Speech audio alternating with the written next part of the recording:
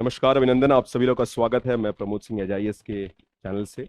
Now UPSC 2000 prelims जो आने वाला है उसमें कुछ इंपॉर्टेंट चीजें बहुत ध्यान रखनी है। Remember, this is exam where you cannot afford to make mistake. Next 50-55 days जो बचे हैं एंड द रिमेनिंग डेज में हमारा अप्रोच क्या होना चाहिए, that is the objective.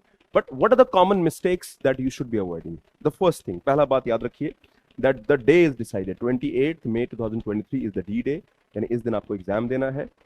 That is two paper, that is GS and CSAT. अब UPSC की जर्नी को अगर आगे फॉलो करना है, रेगुलर अपडेट चाहिए, do follow the Telegram channel. इस टेलीग्राम चैनल पे आपको रेगुलर इनपुट्स मिलेंगे regarding preparation videos and strategies. Common 6 common mistake, मैं एक लिस्ट बनाई है, 6 कॉमन मिस्टेक जो एस्पिरेंट्स लास्ट टाइम में फॉलो करते हैं and these mistakes should be avoided. पहली बात, when you have a defined, मान लीजिए आज के बाद आपका 55 डेज हैं, so you need to have a time table. आपको कैसे पढ़ना है, क्या पढ़ना है, that is how it is. The last 50 days will decide the outcome. आपने पूरा जो एक साल में किया है और जो नेक्स्ट 50 डेज में कर रहे हैं वो सारा कन्वर्ज होके लाना है and that is where the outcome is will come.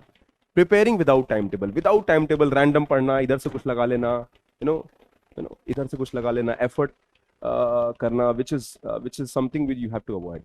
If you are studying without a timetable, it will always be counterproductive. एक एस्पिरेंट टाइम टेबल का इंपॉर्टेंस बहुत जरूरी होता है, because if you are following exam, the exam is has a certain requirement, and if you're not following those requirements, things will not work. Mere studying will not do. बहुत सारे लोग पढ़ रहे हैं, एफर्ट कर रहे हैं, but they might not make it.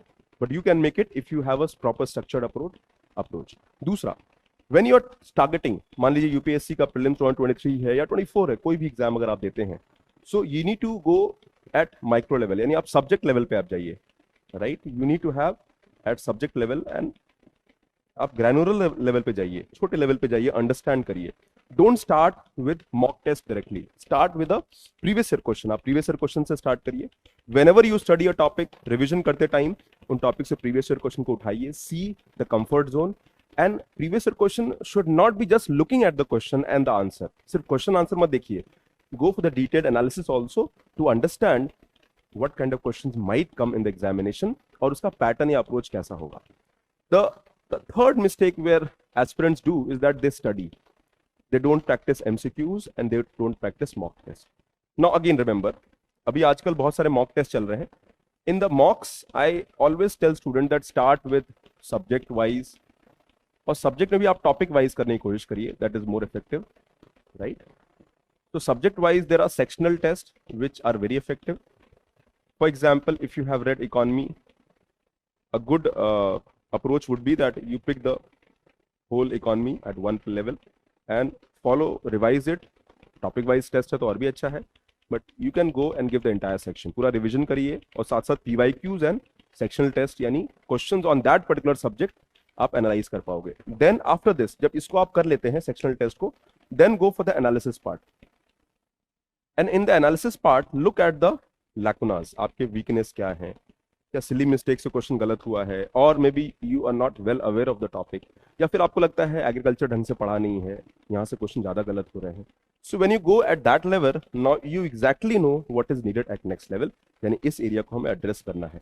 So if you even if you attempting MCQs, the focus on MCQs should be the sectional test and of course the mock test. एक ये कॉल है revision के लिए short notes बनाना चाहिए नहीं बनाना चाहिए, that is again very subjective. I personally believe that any short notes at the end will always be effective. आपके जो कोचिंग नोट्स हैं, आपके जो नोट्स आपने हाईलाइट किया है, those will be definitely primary, but उसको अगर आप समराइज कर पाते हैं, it is even more effective. Again it is very individual choice because that will require effort at next level. Then the last approach, continuous studying and studying. किताब उठाया पढ़ा, किताब उठाया पढ़ा, किताब उठाया पढ़ा, किताब उठाया पढ़ा, एक किताब पढ़ा, दूसरा किताब पढ़ा, तीसरा किताब पढ़ा, and the journey moves on. किताब पढ़ने से एग्जाम निकलना होता, तो there are people in different parts of India जो 4 साल से 5 साल से तैयारी कर रहे हैं, in every subject they have read multiple books. The formula, the rule applies the same, कम पढ़ो, सॉलिड पढ़ो, because UPSC will play with the basics, they know what you are doing and what mistakes you are making.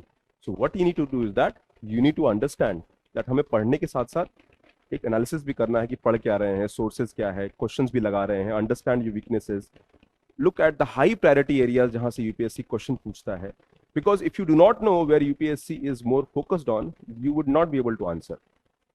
Quality पढ़ रहे हो तो part 5, part 4, part 3 is important. Economy पढ़ रहे हो तो banking, external sector, maybe agriculture. These topics might be more important. So you need to do apart from the study, you need to do analysis of the study. Also जज करिए, journey move हो रही है, MCQs में score बढ़ रहा है, नहीं बढ़ रहा है, क्वेश्चन का सॉल्विंग एबिलिटी बढ़ रहा है, you are getting more confident with the subject or not. Don't just study, because just study will not do. The last is revision. Again, revision ना होना आप, because there is a feeling that आपने एक नया subject पढ़ लिया है, एक और टॉपिक पढ़ लिया है, and you don't go back and revise the previous ones. Common mistake. Reading and studying till last month तक आप पढ़ोगे. In fact, last 25 days, I advise that nothing should be done. आपको कुछ भी नहीं करना है, आपको कोई भी रिविजन, कुछ भी नया नहीं पढ़ना है. You just have to avoid extra reading. You just have to consolidate जो आपने पढ़ा है and रिविजन करना है, right? For example, अब क्या करना चाहिए? You make a prelims oriented timetable. Next 50 days के लिए आपका टाइम टेबल क्या होना चाहिए? Again, it is very subjective. You know where you stand. आपके lacunas क्या हैं, challenges क्या हैं. I would advise minimum 8 to 10 hours of study. अगर qualitative study आप 8-10 hour करते हो, 50 days are more than sufficient. Especially अगर आपके basics clear हैं and you have read the subjects at least once. आपने subject को ढंग से एक बार पढ़ रखा है. 8-10 hours are more than sufficient. And my own 3 hours is revision, revision and revision.